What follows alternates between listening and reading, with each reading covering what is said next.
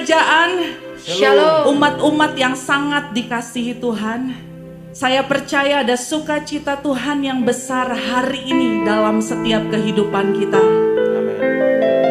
Sebab begitu besar kasih Tuhan, sehingga Ia sudah memberikan hidupnya untuk setiap kita. Dia sudah menebus, menyelamatkan, dan menjadikan setiap kita umat-umat kesayangannya. Mari hari ini kita datang kepada Tuhan. Kita menikmati satu persekutuan yang manis, yang indah, yang intim dengan pribadinya. Sebab di dalam hadirat Tuhan ada kasih dan kuasa dari sorga yang mengalir dengan tanpa batas, melawat dan menjamah setiap umatnya. Bapa, ini setiap kami umat-umat kekasih-Mu, umat-umat kudus-Mu, umat-umat milik dan kepunyaan-Mu. Kami datang kepadamu hari ini Tuhan, membawa seluruh hidup kami kepadamu Tuhan, membawa ucapan syukur kami kepadamu Tuhan, membawa nyanyian kami, pujian kami, penyembahan kami hanya bagimu Tuhan. Sebab Engkaulah Tuhan yang sudah menjadi keselamatan kami. Sebab Engkaulah Tuhan yang sudah menjadi kemenangan dalam hidup kami. Kami bersyukur Tuhan, Engkau memberikan hidup-Mu untuk setiap kami, sehingga kami boleh menerima identitas yang baru. Kami boleh menerima kemenangan-Mu Tuhan, dan kami boleh berdiri di hadirat-Mu Tuhan. Terima kasih Tuhan kami Yesus Kristus. Kami mengucap syukur, kami berdoa Tuhan, hanya di dalam satu nama, di atas segala nama, nama Yesus Kristus Tuhan. Haleluya. Terpuji-pujilah Engkau Tuhan. Terpuji-pujilah nama-Mu yang besar, nama-Mu yang kudus. Segala hormat, segala kemuliaan hanya bagimu Tuhan.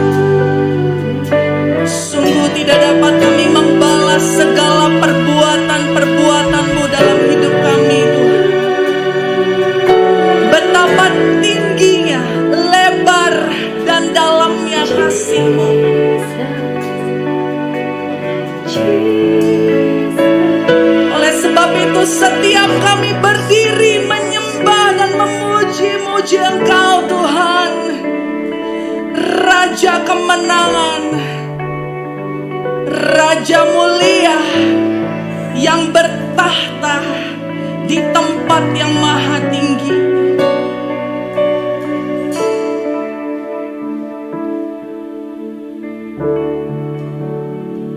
Kami nyanyikan Hosana bagimu Tuhan, Hosana, Hosana bagimu. Ku nyanyi Hosana bagi Rajaku yang duduk di tahta. Aku muliakan dan ku agungkan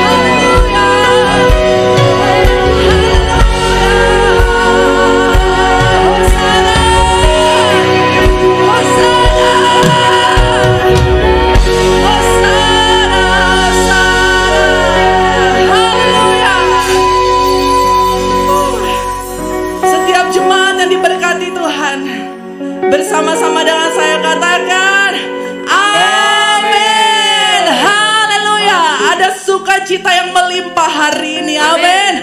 Ada sorak-sorai kemenangan sebab Tuhan Allah ada di pihak kita. Orang-orang yang percaya. Kami bersyukur kepadamu Tuhan, sebab kami telah menerima kuasa dan kemenangan.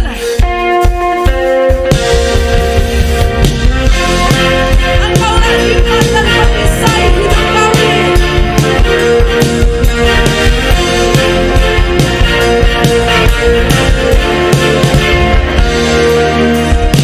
Diberi kuasa dari Raja Mulia, menaklukkan musuh di bawah kakiku. Ku pakai kuasa dari Raja Mulia. Bila Allah ada bersamaku, siapa jadi lawanku? Sungguh besar Tuhanku, Engkau perisai hidupku. Dengan iman, iman dalam Yesus Tuhan, Kau yang memberi kemenangan. Bersorak, beraikan, terpujilah Engkau Raja segala raja. Terpujilah Engkau Tuhan dan Raja kami.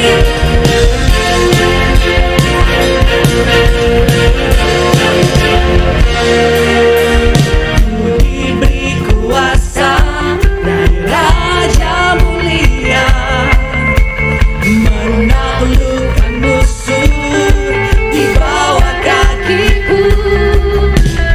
Ku pakai kuasa dari Raja Mulia. Bila Allah ada bersamaku, siapa jadi lawanku? Siapa jadi lawanku? Bila Allah ada bersamaku, siapa jadi lawanku? Sungguh besar Tuhanku, Engkau perisai hidupku. Dengan iman, Yesus Tuhan,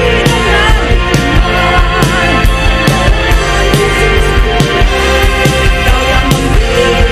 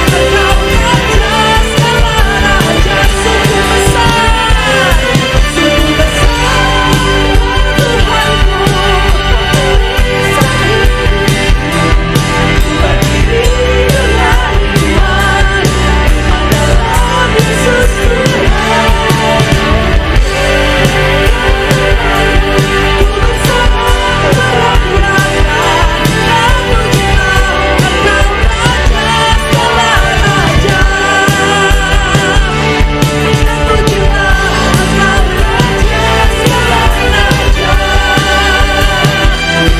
terpujilah Engkau Raja segala raja.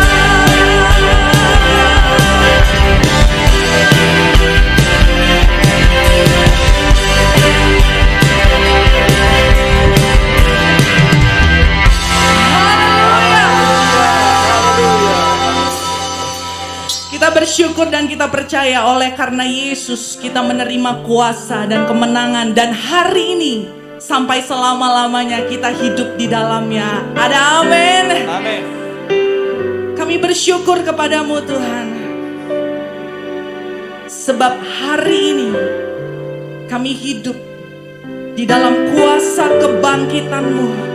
Kami hidup di dalam kuasa kemenangan-Mu Tuhan. Kami hidup di dalam anugerah dan kasih karunia-Mu. Terima kasih. Engkau memberikan kami identitas yang baru. Menjadi umat-umat milik dan kepunyaan-Mu. Menjadi ahli waris-Mu Tuhan. Terima kasih Bapa. Saat ku masuk ke hadirat-Mu, bawa persembahan ke tempat kudus-Mu. Pujian ku naikkan, sembah ku berikan bagi-Mu Allah yang mulia. Kau melayakkan Kau layakkanku menghampiri-Mu, melihat tata kemuliaan-Mu Tuhan. Pujian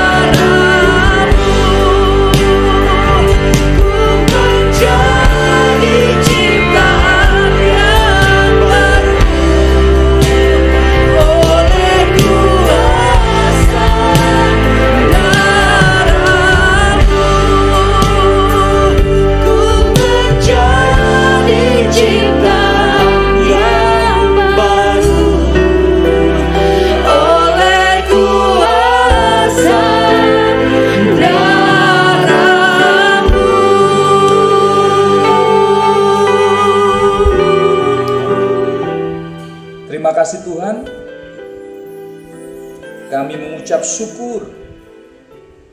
Kami sudah memuji, mempermuliakan nama-Mu. Saatnya kami akan mendengarkan sebagian daripada firman-Mu. Biarlah firman Tuhan yang disampaikan oleh hamba-Mu ini sesuai dengan kehendak-Mu. Apapun yang akan disampaikan dapat menjadi berkat buat kami semuanya yang mendengarkan. Kami mohon siapkan hati kami untuk menjadi tanah yang subur dan siap ditaburi oleh kebenaran daripada firman-Mu. Terima kasih Tuhan Yesus, kami siap mendengarkan firman-Mu. Hanya di dalam nama Tuhan Yesus Kristus. Haleluya. Amin. Sekali lagi saya sampaikan shalom. Pertama-tama saya ucapkan terima kasih kepada Pastor Hengki Adrian yang sudah memberi kesempatan yang terhormat ini, yaitu kesempatan berbagi firman kepada jemaat GBI Villa Citra Bandar Lampung. Pada kesempatan ini saya memberi tema khotbah saya, yaitu jangan menjadi serupa dengan dunia. Mari kita baca di dalam Roma 12 ayatnya yang kedua. Roma 12 ayatnya yang kedua. Beginilah firman Tuhan. Janganlah kamu menjadi serupa dengan dunia ini, tetapi berubahlah oleh pembaruan budimu, sehingga kamu dapat membedakan manakah kehendak Allah, apa yang baik, yang berkenan kepada Allah, dan yang sempurna. Ayat yang baru saja kita baca adalah nasihat Rasul Paulus kepada jemaat yang ada di Roma. Mari kita sedikit belajar mengenai latar belakang jemaat di Roma. Roma diisi oleh jemaat yang cerdas dan kaya.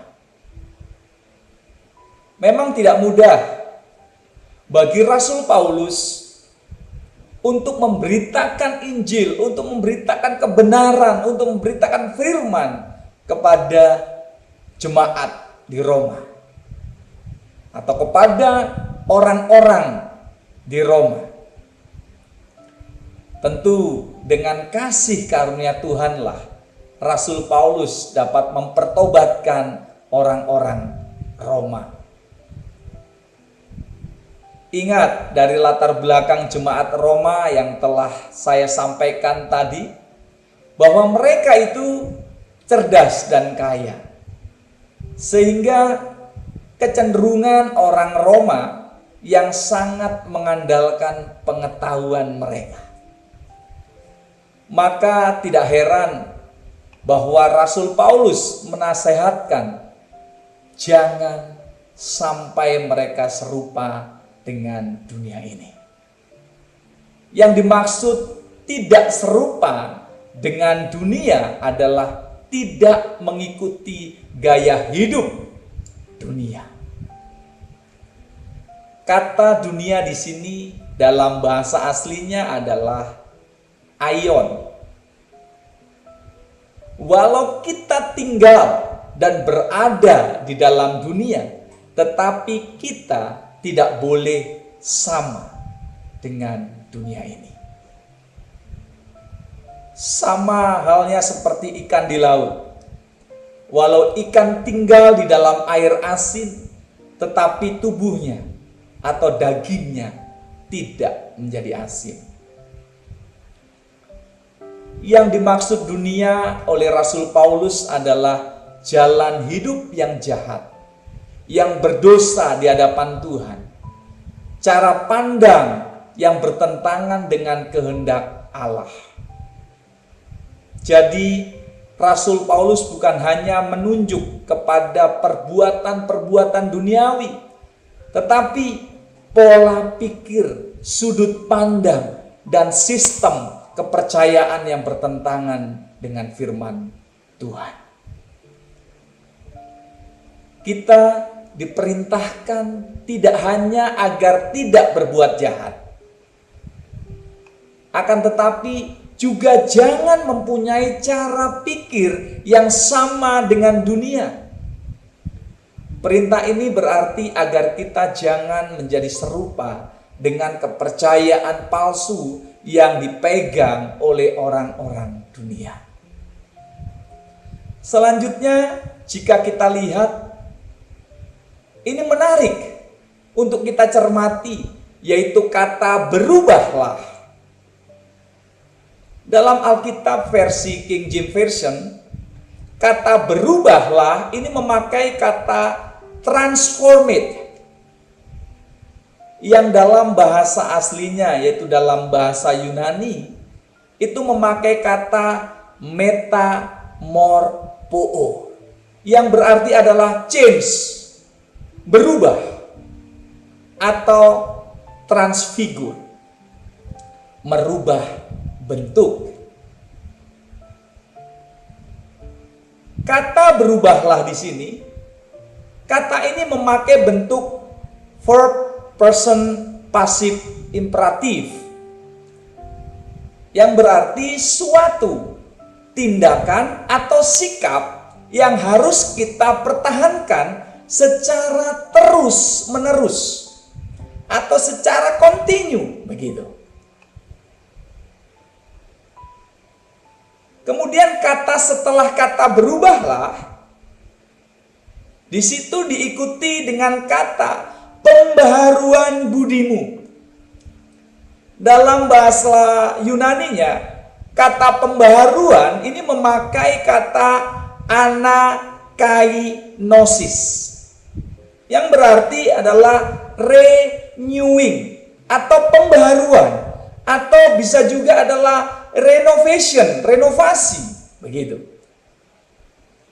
Hal ini menunjuk kepada sesuatu yang diubahkan, sesuatu yang diperbaharui atau dibuat dalam bentuk lain. Sedangkan kata sesudah pembaharuan adalah kata budi. Dalam kata budi ini memakai nous, atau dalam bahasa Yunaninya adalah nous, yang bisa memiliki arti mind, pikiran, the intellect, kecerdasan, atau understanding, pengertian. Ternyata perubahan yang harus kita lakukan bukan sebuah perubahan yang terjadi hanya sekali dalam sebuah peristiwa, dalam sekejap, melainkan sebuah proses yang berlangsung secara terus-menerus atau secara kontinu. Proses ini digambarkan seperti sebuah garis yang panjang, bukan sebuah titik. Perubahan ini terletak pada perubahan pikiran. Semua orang pasti menginginkan hidup lebih baik dari keadaan yang sebelumnya. Dan hal itu disebut dengan perubahan atau transformasi. Semua orang ingin perubahan. Semua orang ingin transformasi, atau hidupnya itu mengalami sebuah pembaharuan yang lebih baik. Namun jika ditanya, siapakah yang bersedia mengubah kebiasaannya? Sama halnya jika saya tanyakan kepada Bapak Ibu Saudara yang terkasih, apakah Bapak Ibu mau bersedia mengubah kebiasaan Bapak Ibu? Mungkin jawabannya tidak semua orang mau atau orang bersedia untuk mengubah kebiasaan lamanya. Manusia cenderung hidup dalam zona aman atau comfort zone dan membenarkan apa yang biasa dia lakukan. Memang untuk mengubah kebiasaan lama tidak semudah seperti kita membalikkan telapak tangan kita. Apalagi kebiasaan itu sudah lama kita hidupi atau kita lakukan bertahun-tahun. Saya coba ajak Bapak Ibu Saudara yang terkasih untuk sedikit membuat sebuah ilustrasi atau contoh melalui kedua telapak tangan kita. Bahwa memang melakukan sebuah perubahan itu tidak mudah. Baik Bapak Ibu, boleh ikuti saya, boleh simak saya. Saya dan Bapak Ibu memiliki dua telapak tangan ini. Kita lipat. Ketika kita lipat, ada di antara kita yang jempol tangan kanannya seperti saya ini di atas. Ada mungkin juga di antara kita yang jempol kirinya yang di atas begini. Kita akan mencoba untuk yang jempol tangan kanan di atas gitu. Kita ubah menjadi di kiri. Tetapi bukan hanya jempolnya yang diubah begini, melainkan keseluruhannya. Jika jempol tangan kanan di atas, maka ditaruh ke bawah, terus kemudian telunjuk ditaruh di bawah telunjuk tangan kiri, jari tengah di bawah jari tengah tangan kiri, jari manis di bawah jari manis tangan kiri, dan kelingking di bawah jari kelingking tangan kiri seperti ini. Sebaliknya, bagi Bapak Ibu yang jempol tangan kirinya yang di atas itu juga dibalik menjadi jempol tangan kirinya di bawah tangan kanan begitu. Nah, kita praktekkan begini. Ketika jempol tangan kanan kita yang ada di atas terus kemudian kita coba ditaruh di bawah begitu dengan cepat, mungkin juga tidak bisa dengan cepat. Dan ada yang kita rasa tidak nyaman dan tidak enak. Izinkan saya juga menyampaikan kesaksian. Saya pernah bertemu dengan seorang penjudi sekaligus alkoholik, atau orang yang terbiasa hidup dengan dunia perjudian dan juga dengan minuman beralkohol sampai mabok dan tidak sadarkan diri. Ini dia lakukan setiap hari, gitu. Setiap malam dia lakukan. Ini kesaksian dia. Hampir tidak ada hari tanpa dia minum alkohol,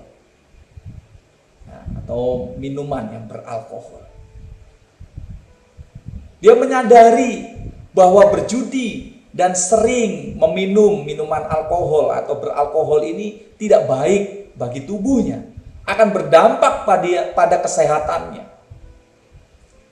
Dia sadar betul akan segala kerugian kebiasaan buruknya tersebut. Namun dia tidak berdaya untuk keluar dari kebiasaan buruknya tersebut.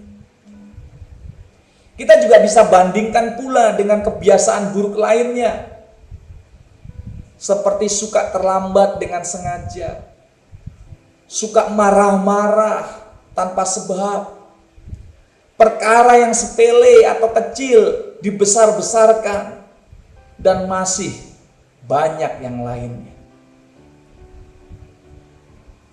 Mereka semua ini sadar bahwa semuanya yang dia lakukan itu tidak baik.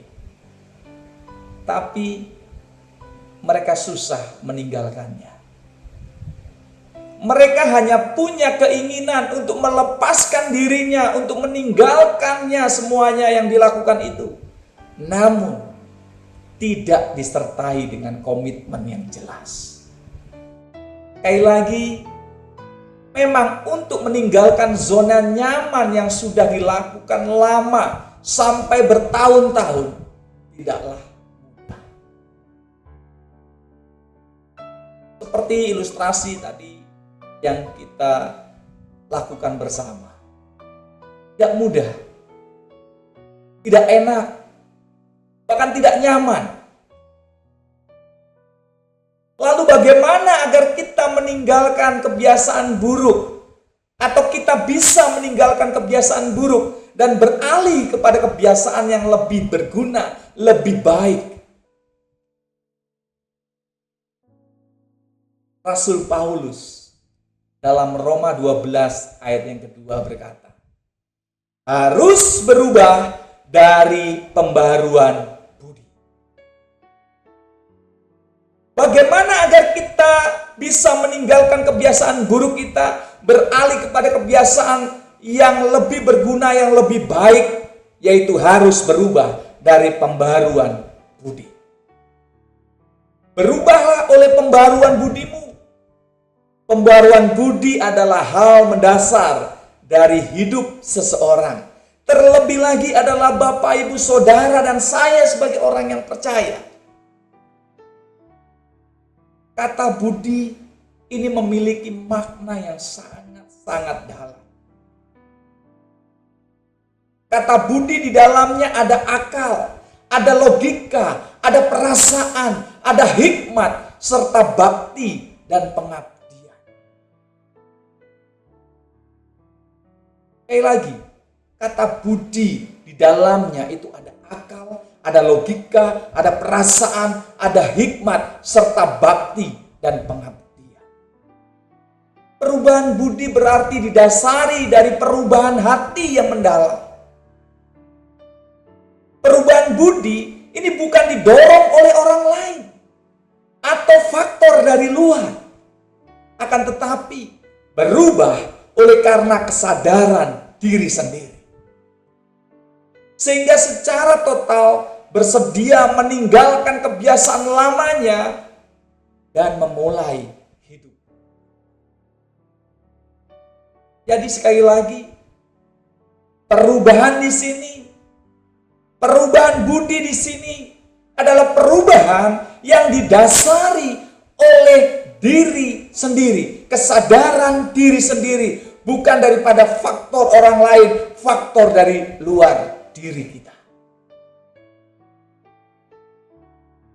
Bagi Rasul Paulus, menerima Yesus Kristus harus bersedia meninggalkan manusia lama. Ketika kita sudah menerima Kristus, kita harus mau berubah dan meninggalkan manusia lama kita. Manusia lama adalah hidup yang seturut dengan dunia ini, bekerja dengan cara dunia, tentu saja orientasinya juga.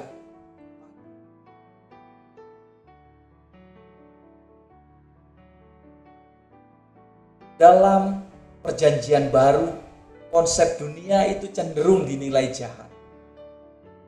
Dunia ini gelap, dunia ini fana. Kita telah ditebus dari dunia yang gelap. Kita telah ditebus dari dunia yang jahat dan dunia yang fana ini. Kepada apa? Kepada keselamatan di dalam Kristus Yesus. Mari kita baca di dalam Roma 6 ayat yang ke-6. Sekali lagi, Roma 6 ayat yang ke. Beginilah firman Tuhan.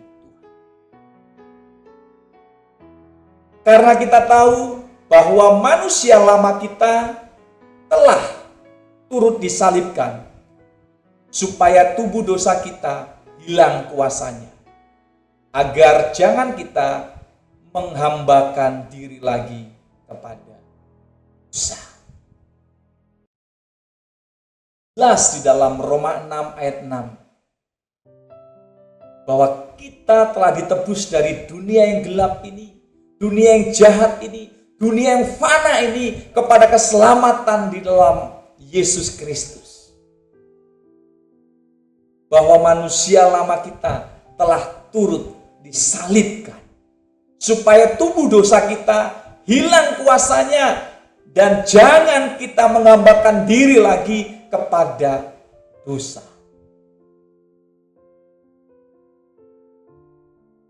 Tidak heran Rasul Paulus menasihatkan kepada jemaat di Roma. Dalam Roma 12 ayat yang kedua.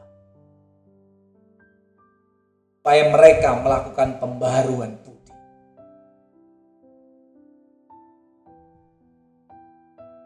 Roma 12 ayat 2 ini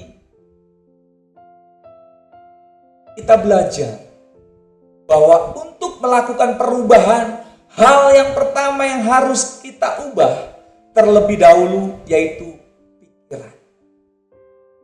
Perubahan pikiran ini ternyata sebuah proses yang panjang yang harus kita lakukan secara terus-menerus, secara kontinu.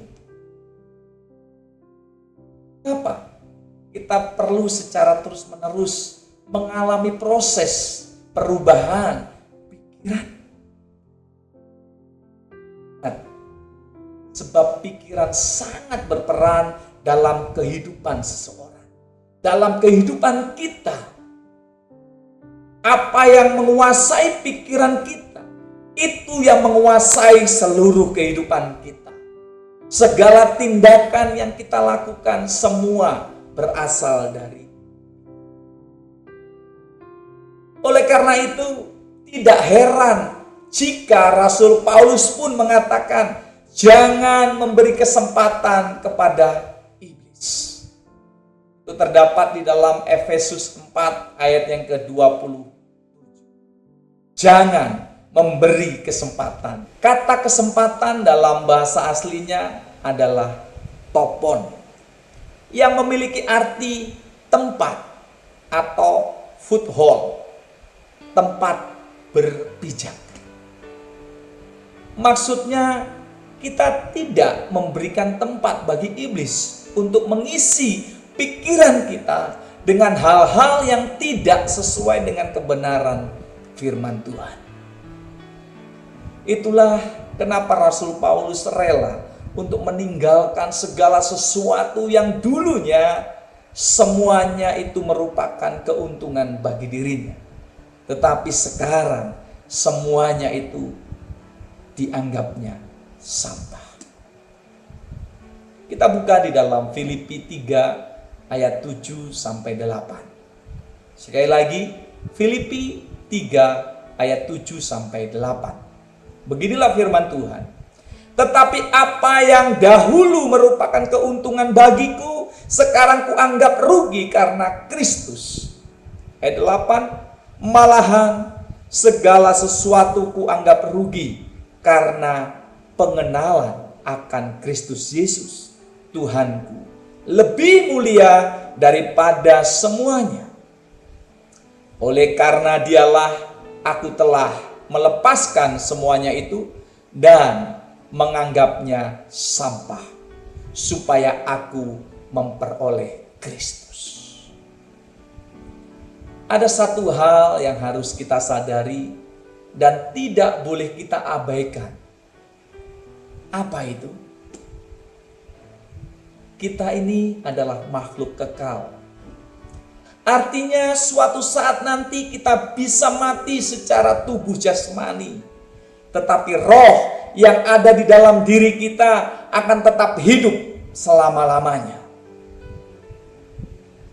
Persoalannya adalah di balik kematian nanti kita harus menghadap tahta pengadilan Kristus.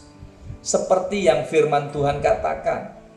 Tentu di hadapan pengadilan itu kita harus mempertanggungjawabkan semua yang telah kita perbuat selama kita hidup di dunia ini. Baik ataupun jahat. Itulah yang firman Tuhan katakan. Kita buka di dalam 2 Korintus 5 ayat 10. Sekali lagi 2 Korintus 5 ayat 10. Sebab jika semua harus menghadap tahta pengadilan Kristus, supaya setiap orang memperoleh apa yang patut diterimanya, sesuai dengan yang dilakukannya dalam hidupnya ini, baik ataupun jahat. Hal inilah yang seharusnya kita perkarakan dengan serius mulai sekarang ini. Sebab jika kita tidak perkarakan dengan sungguh-sungguh, maka di balik kematian nanti kita tidak punya waktu lagi, kita tidak punya kesempatan lagi untuk merubah diri kita. Sebab semuanya sudah terlambat.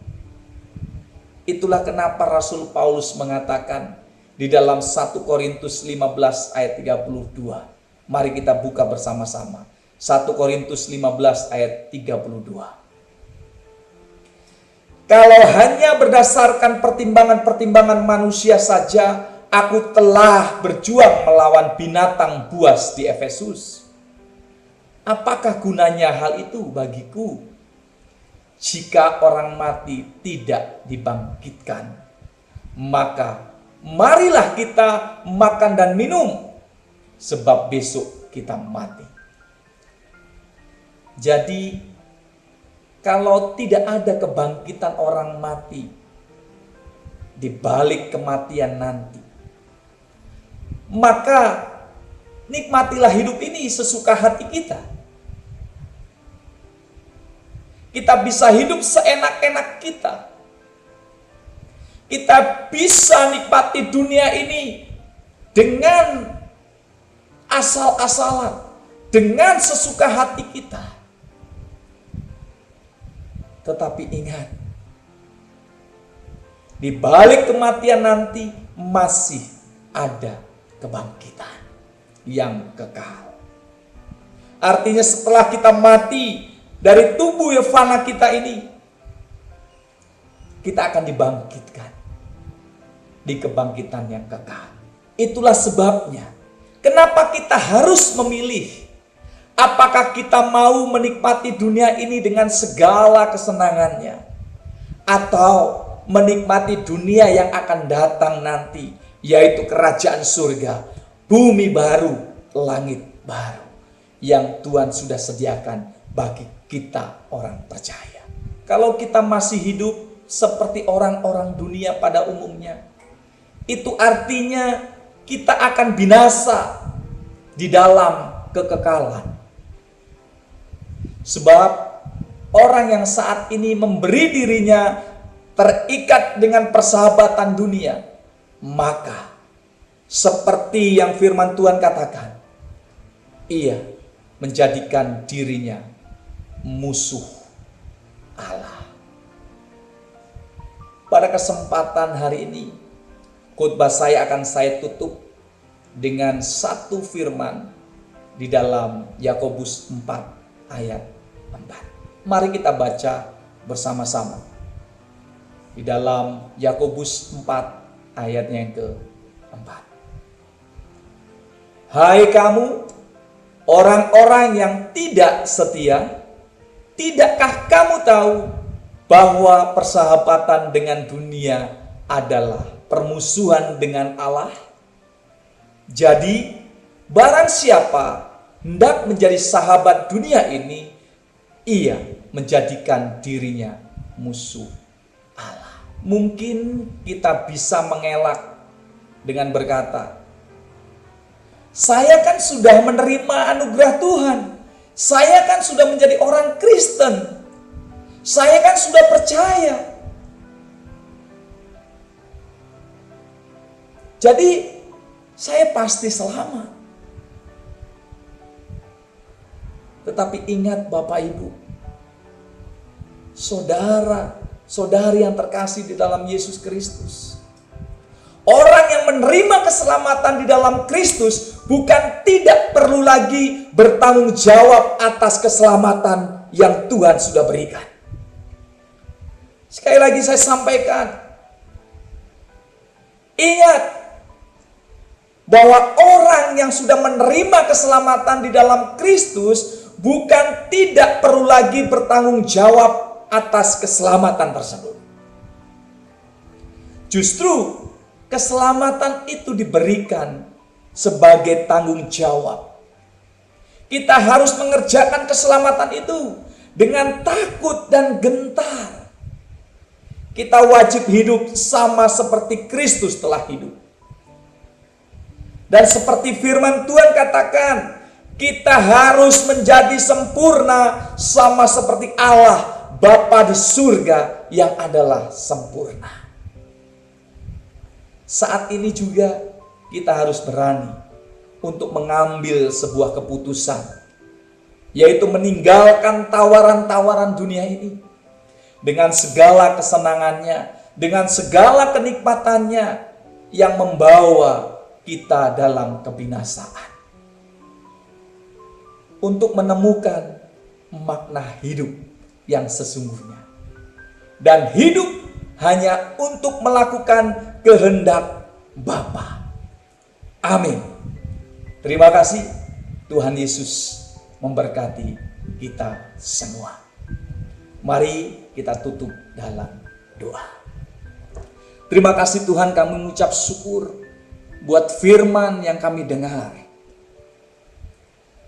Saat ini Tuhan, kami mau berubah.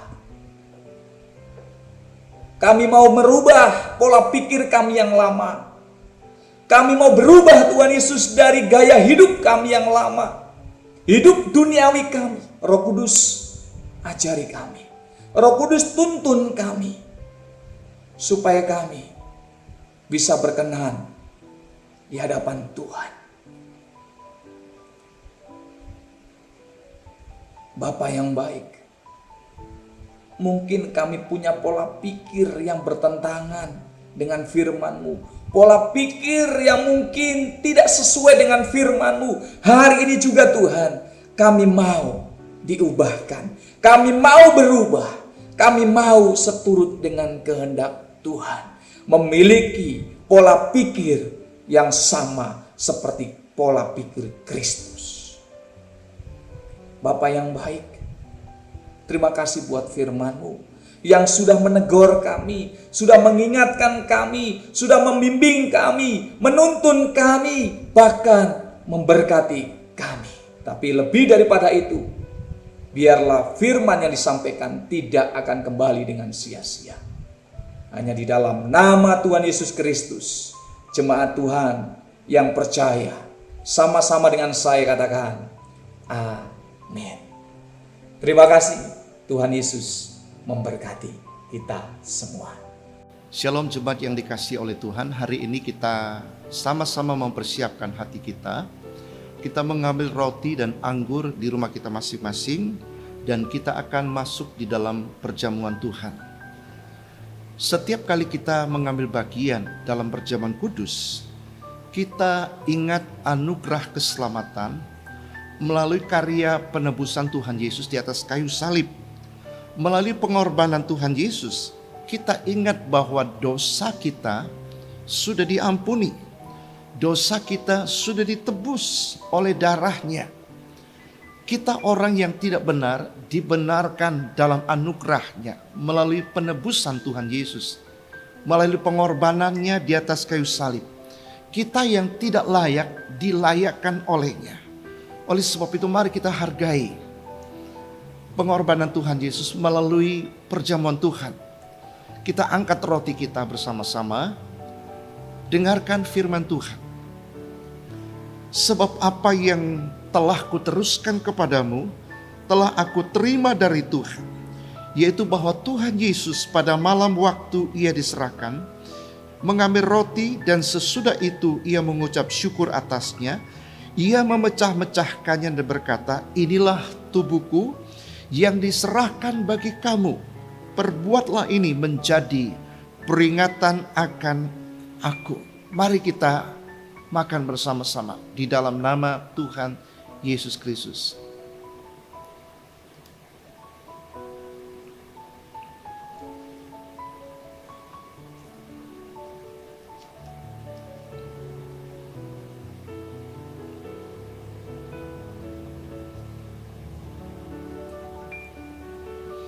Mari Bapak Ibu yang ada di rumah, kita persiapkan anggur kita. Kita pegang dengan tangan kita sambil dengarkan firman Tuhan. Demikian juga ia mengambil cawan sesudah makan lalu berkata, "Cawan ini adalah perjanjian baru yang dimeteraikan oleh darahku. Perbuatlah ini setiap kali kamu meminumnya, menjadi peringatan akan aku." Mari kita minum bersama-sama di dalam nama Tuhan Yesus Kristus.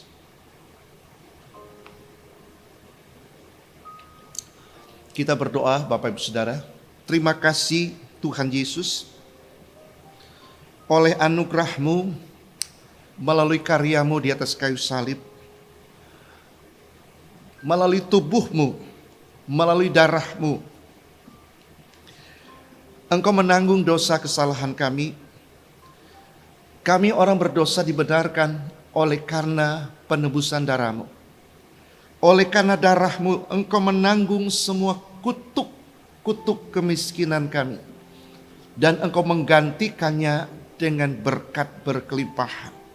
Kami terima dengan iman di dalam nama Tuhan Yesus Kristus. Sekarang Bapak Ibu Saudara kekasih dalam Tuhan, kita akan memasuki doa berkat. Diberkatilah engkau, diberkatilah keluargamu, diberkatilah kesehatanmu, diberkatilah lumbung-lumbungmu, diangkatnya engkau menjadi kepala dan bukan menjadi ekor. Dibuatnya engkau menjadi naik dan engkau tidak akan turun. Selama engkau setia beribadah kepada Tuhan dan setia mencari Tuhan Allahmu, maka sepanjang itu juga apapun yang dikerjakan oleh kedua tanganmu, engkau diberkati oleh Tuhan. Engkau dibuat berhasil oleh Tuhan. Oleh sebab itu saudara yang kekasih, akhirnya terimalah kasih sayang dari Allah Bapa, cinta, kasih dari Tuhan kita Yesus Kristus, serta persekutuan manis dari Allah Roh Kudus yang akan menyertai saudara dan saya mulai hari ini, esok, bahkan sampai Maranatha. Setiap kita yang percaya, yang disayang, dicinta oleh Tuhan, bersama-sama katakan amin, amin, amin.